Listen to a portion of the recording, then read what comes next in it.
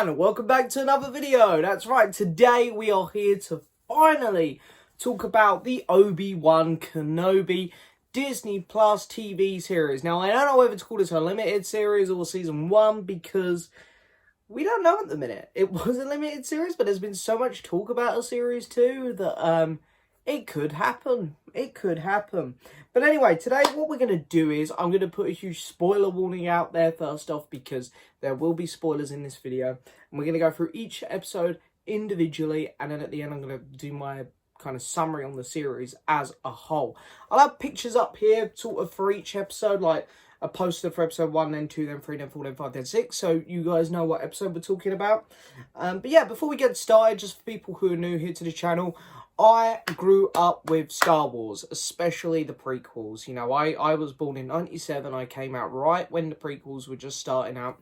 And I went to see Revenge of the Sith at the cinema. And I loved these movies. And my whole life I sort of had to listen as to many reasons as to why the prequels sucked. Yet I didn't care. I loved them. And I still do. I'm still a huge defender, especially of episode 1 and 3. I really like those movies. And I do like episode 2 as well, even though I can see faults in that one as well. But they're my movies. I grew up with them. I love them. And I was so excited. Ewan McGregor as Obi Wan Kenobi is one of the best casting choices ever, in my opinion. And I was so excited to see him come back to the role after watching this character evolve through the Clone Wars, which I'm a huge fan of as well. I'm a huge fan of the Star Wars comics, which Marvel have been putting out recently. And I love the Star Wars novels. Now, the only novels I've read with Obi-Wan in are Master and Apprentice and Dark Disciple from the new canon era of Star Wars novelizations. But I'm a huge... I just love all things Star Wars, to be honest, for the most part. Other than the couple things that you know, Rise of Skywalker. But anyway, you know, I love Star Wars. I love it. It's my favourite thing in the world, and I was so excited to see my favourite character come back and get his own show. I've been asking for this ever since Disney got hold of the rights to Lucasfilm, and it finally happened. And you know, it's an interesting show. I have a few complaints, like a lot of people apparently, but overall, you know, I'm really excited to talk about the show. I'm really happy we got it. I'm really happy with the results of what we got. Now, I won't go into loads of details about each episode, so if I miss things, I apologise. Because, you know, it's 6 episodes, there's a lot to talk about, and I don't want the video to be super long. Anyway, let's crack on. Episode 1. So, the episodes didn't have names, just part 1. So, as we know, part 1 and part 2 came out the same day, because it was around Star Wars Celebration. So it's hard to talk about them separately because they kind of merged together because I watched them both together. And I watched every episode twice, by the way, so I sort of watched them back to back together. Yeah, but I thought episode 1 was fantastic. Just straight away, the opening. Flashbacks to Order 66. I was instantly jumping out my chair screaming like a little fangirl. So that was great.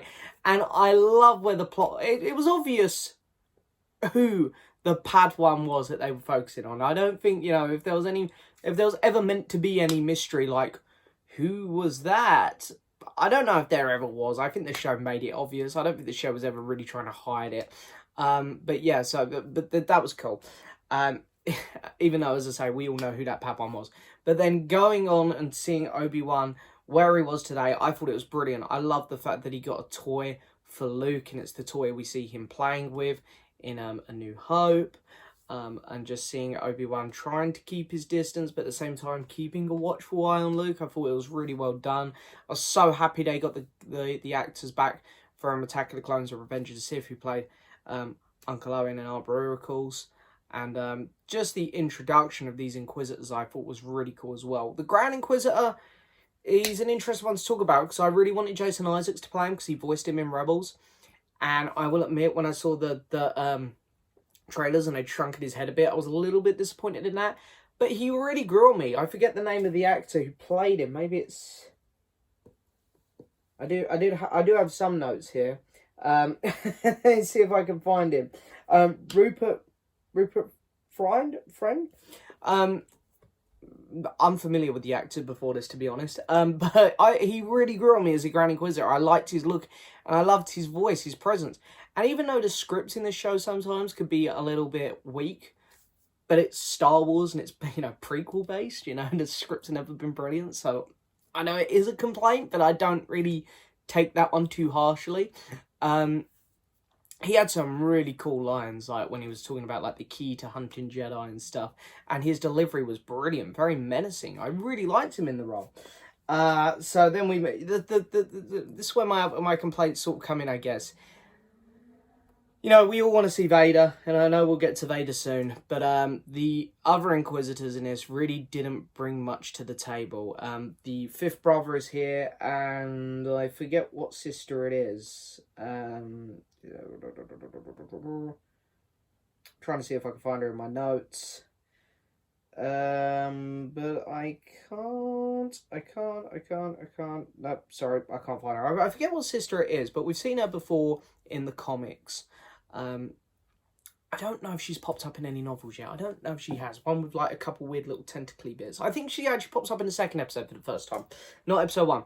But the fifth brother's here, and them two just they're here just for exposition, or well, the fifth brother is at least. He really doesn't bring anything to the table in this show. And then of course we've got Reva.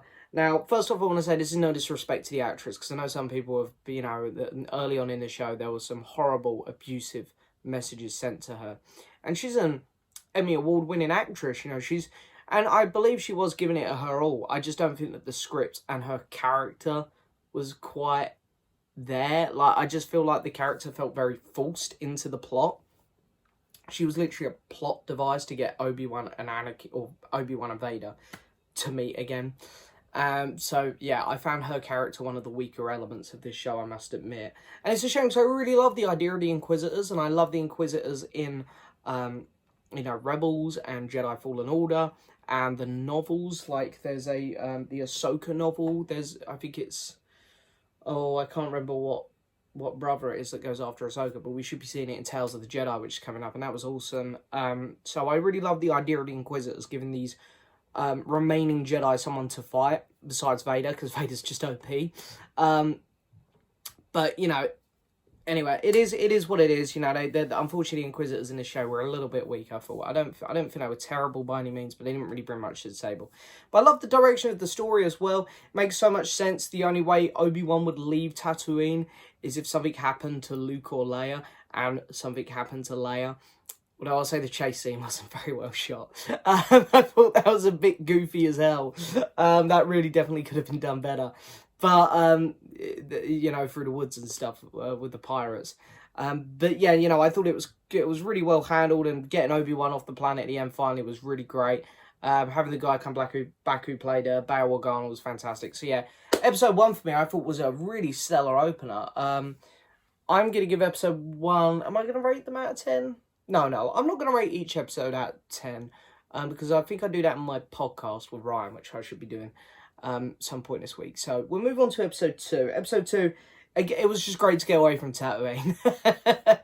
We spent so much time on Tatooine throughout the Book of Boba Fett, and The Mandalorian has also spent a couple episodes there, so it was great to get away from there and see a city planet in live-action Star Wars, because we haven't seen a city planet in live-action Star Wars in a while. I know we've had glimpses in The Mandalorian, but to really explore and wander the streets, it really has probably been since The Rise of Skywalker, or one of the movies. So that was great, and I thought it looked fantastic. I thought this episode looked great. The lighting was just absolutely on point, and the direction of the story was interesting as well, finding out who kidnapped Leia. I wasn't sure who it was going to be, but I had a sneaky suspicion Reva would be behind it. But then, the one of the highlights for me in this one was finally having Kenobi and Leia get together and seeing their back and forth banter. I thought that was, I want to say banter, I want to say Obi-Wan just trying to get through to Leia, because you can tell how stressed he is in these early episodes. He just wants to get Leia home and just go back into hiding on Tatooine. And then Leia just giving him a lot of sarky comments back. I thought it was really well done. And I want to give props to the actress who played Leia as well. She was great. And of course, I haven't really said anything yet about Ewan McGregor. He's killing it again in this role. So good, so good. And there's a lot of great moments in this one. There's like a really cool crocodile dinosaur looking bounty hunter. I really wasn't sure about the guy from the Eternals who was like posing as a Jedi at the start, but then he sort of flipped it on its head and it turns out he was just an imposter. So that actually turned out okay. And yeah, then at the end, of course, we have the old Grand Inquisitor getting stabbed, which I was really confused about because they done a shot after he'd been stabbed and left on the floor where the camera zoomed in on him and he was like lying there dead. I was like, oh, is he dead? Because, you know, guys, have we seen Rebels?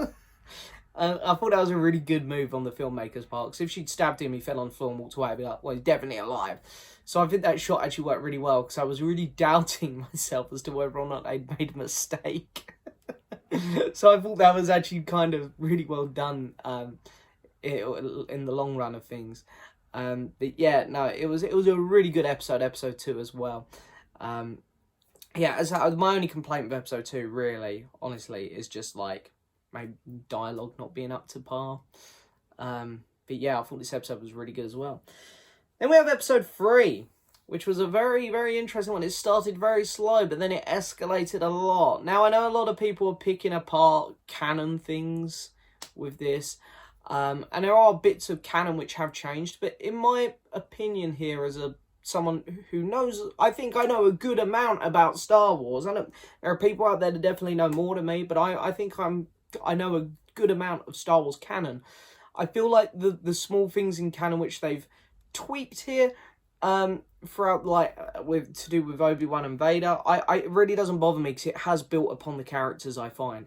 And funny enough, I rewatched New Hope the other day, and speaking of, you know, Vader and Obi-Wan and stuff, their interactions and what they have to say about one another, I think it really has built upon those characters, especially when we get to episode 6.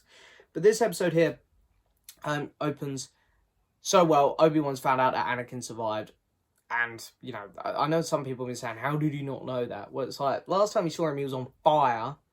And now he's just lived in the desert for 10 years. So that's probably how he didn't know. So I have no problem with that at all. And I love the fact that when he sees Vader, or Anakin, it's how he remembers him. Because he doesn't know what he looks like now. And he sees Hayden Christensen. And I can't lie, I jumped out my chair. I was so excited. But I also love the opening of this episode, seeing Vader in his castle, sitting on a throne. James L. Jones back. Just everything there was great. It was just missing the music. The great Star Wars music. I really just feel like they could have brought back some of those great Imperial March themes and stuff that we used in the originals over the top of Vader.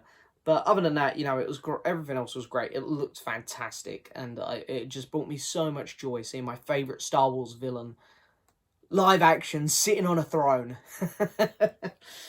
And of course, we get introduced to another character, Talia, and her droid, who are just okay, expendable side characters, you know. That's what this show, I guess, also sort of lacks in any really interesting side characters. But when you've got Obi-Wan and Vader, do you really want to be spending loads of time developing other characters, devoting loads of time to Talia? No, I want to spend time with Obi-Wan and Vader. So I don't have a huge problem with that. I loved seeing her taking him through where the Jedi had, kind of used as passage to sneak through, and he references, I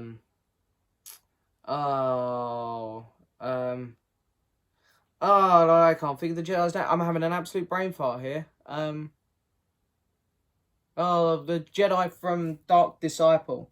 Maybe if I pull the book out here, it might say his name on the back, because, nope. This guy, Quinlan Voss, there we go. I got it eventually. Just having a brain fart there. And he mentions his name, I was like, that's so cool. And then we finally get that reunion with Vader and Obi-Wan. And I know Vader was sort of teleporting a bit all over the place at the end, because I don't know how he got in front of Obi-Wan, but I didn't even care, because it just looks so cool when that lightsaber lit up. I've seen some people complaining about the location as well, and I do tend to also agree with this a little bit. I feel like the oil field that they fought in, that doesn't sound super exciting, like a mining place when they're mining oil or something. It doesn't sound super exciting, but it could have been made cooler. It was just, there was a lot of empty, flat areas where they were fighting, and it's like, this, could have picked a bit more of an interesting location. But nevertheless, the fight was cool, because Obi-Wan was so rusty, just seeing Vader batter him. I thought that was really entertaining. And I love the ending of the fight, where Vader just fully puts Obi-Wan through the fire. But then, of course, he does get away. And this is another sort of complaint I had with the show. I hate how characters are allowed to sort of just walk away from things. This happens 3 times throughout the show. This is one of them, where Vader sort of has Obi-Wan, and the droid just picks him up and walks off. And a lot of people were sort of saying, oh, I think Vader probably let him go. But then in the next episode, he's really mad at Reva for letting Kenobi fly away. So, yeah, that bit was a bit like, Vader, you could have literally just held him there. It's only fire in your way, mate. So that was a little bit silly, the more I think about it. But I think that's the problem with this show, is there's a few fights throughout the show that they didn't know how to end, because they wanted all the characters to live. So it's like, just have like Obi-Wan, while he's injured, just force pull something down and distract Vader. Like Dooku did with Yoda. So Dooku could run away at the end of Attack of the Clones. They should just have something like that happen, but anyway. Overall, though, it was a really good fight, really good episode, thoroughly entertaining. I had a great time with it. Then we have episode 4, which seems to be the one a lot of people complained about, and I must admit, afterwards, I didn't moan about the episode loads, but I was starting to feel with the show that I wasn't going to get what I wanted. I was wrong, thankfully, but I was worried that, throughout episode 4, I was thinking, this is where the flashbacks need to happen. This is where a lot of other things need to start happening. And this episode didn't do that. But it was still very cool. But this is the weakest episode of the show. And it's the weakest episode of the show because there's a few stupid things that happen in the plot. And it's a real shame. Because we go to the Inquisitor base on a planet that... it's in the Mustafar system. It's very cool. You go there in a Fallen Order game, and I was so excited to see it in live action, and it looked fantastic. It looked great. It looked so, like, after playing Fallen Order, it looks identical, like the base itself. It was great to go there in live action. I think they nailed all that stuff. But if you've played Fallen Order, Obi-Wan breaks into the base the exact same way Cal Kestis does in that game, and that game's set 5 years before this, I think, and it's like, so security hasn't changed much. So the Inquisitorial base is incredibly easy to break into, basically. There's also... there was another couple bits I found very silly, like Reva just randomly put a tracker into the droid, Lola, that Leia had. She was a bit like, okay. And then, of course... we have the Obi-Wan sneaking Leia out under his coat, which was quite bad. But other than that, I still did have a lot of enjoyment with this episode. We get to see Purge Troopers. We get to see Obi-Wan holding some glass together with the Force before he floods out a load of stormtroopers, and it's awesome. There's a really cool shot in the dark where Obi-Wan ignites his lightsaber and kills a couple stormtroopers. However, this episode also did show me one thing as well, which hadn't happened too much in the previous 3, but I feel like I noticed it in this episode, and it progressively got worse, is the shaky cam. There was a lot of really shaky camera during the fight scenes, and I'm not sure why. But anyway, yeah, the episode itself was good, but I was sort of feeling like they weren't going to do the things I wanted, and there was a couple silly bits in this episode. So probably the weakest episode, but still entertaining for sure. I still had a good time with it. And then we have episode 5, and this one was pretty damn. From here on, it was really good. Like this and episode 6, I had an absolute blast with. Episode 6, we see our characters trapped in a base, and basically Reva trying to get in the base, and then eventually Vader comes along. And it was just great. The action was so well done. I thought it was really intense. I loved the conversation between Obi-Wan and Reva. Even though, again, some of the dialogue was a bit weak at times, there was also some really awesome lines thrown in there as well. And when Vader came down, it was just fantastic. Seeing him walk through and just full script the ship, pull it back down and rip it apart. Really well done. And I've seen people complaining like, oh, where'd the other ship come from? It's funny, I've watched the episode twice and you can clearly see the second ship there now. I know that people who watched it once probably like, where was that ship? But it is there. It is there. Admittedly, Vader could have probably grabbed that ship as well. But, you know, I don't know. Maybe he was like Yoda. Maybe he gets tired off using the Force. I don't know. Because he seems to do that. He seems to hold someone there. And then the next time he's like, ah, bugger.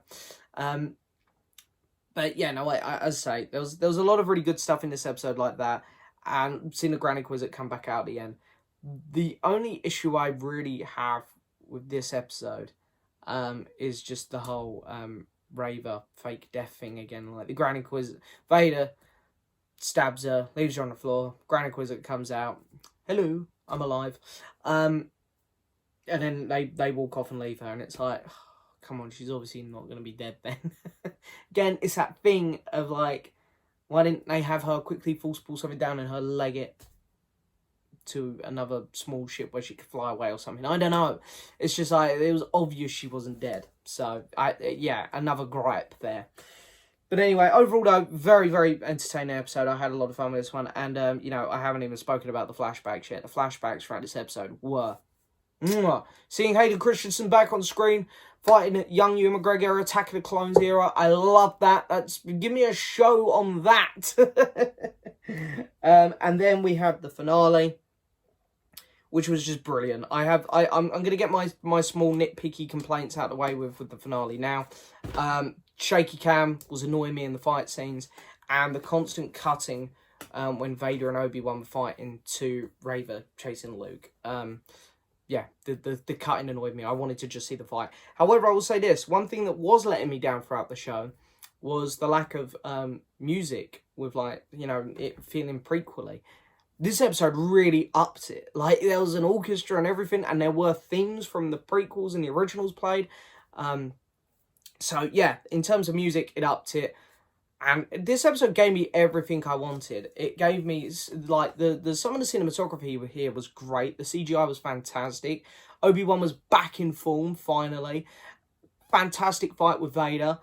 It's very... I know people say that this copied Rebels. It didn't. Star Wars mirrors a lot, which you can see throughout the original trilogy. And you can see it in the animated shows. Here, this is very mirrory of how Ahsoka and Ahsoka fought Vader. It's very mirrored here how Obi-Wan fought Vader, and it's great with the crack in the helmet, and you can see Hayden Christensen in there, and you hear his voice mixed in with James L. Jones's, and it's just so well done. I love that. I thought it was brilliant, and the lines, the dialogue, Obi-Wan does the pose, and the fight is just awesome. I thought it was really, really well done. As I say, it just cut every now and then to Raver, and I'm like, please put the camera back on them. I didn't really like how they ended Reva's story. I don't like that she's still alive. I wanted her Inquisitor to die. I just feel like, what more can they possibly do with her? She wasn't a great character, unfortunately. But anyway, so yeah. And then, what else we got at the end of the episode? So, we finally get the hello there line, which I thought was placed really well. And it caught me off guard, actually. I completely forgot that was a thing that could have potentially happened. And then, right at the end, you know, we see Qui-Gon, which was really good. Now, I know it's been teased for so long that it says in Clone Wars and stuff that Qui-Gon didn't finish his training, so he could only speak to people from the dead. He couldn't appear as a Force ghost. However, seeing Liam Neeson on screen was just so exciting, it made me very happy. So I'm not super upset that happened. And apparently, I've done some research. There's a novel, one that I obviously haven't read because I didn't know about this, where they do tease Liam Neeson or Qui-Gon being able to Force ghost. So I don't know. But as far as I was aware, he could only speak, not appear. But he's appeared now. But because it was live action Liam Neeson, I'm kind of completely fine with it. It was just so cool to see him. And yeah, I just feel like there's a lot of the dialogue that people... And this is me kind of wrapping the show up now as a whole. The finale was fantastic. Best episode for me. I had such a fun time with it. And for me, talking about the show as a whole now, I'll kind of sum up my feelings on it. There are little bits of dialogue that people were picking apart from the original, like, you know, Leia, how did she, you know, she didn't know him before, you know, because she says, you served my father during the Clone Wars, but then I just feel like this is such throwaway kind of, like, things to dislike about the show. It's like, look, I think it still works, because he did serve her father during the Clone Wars.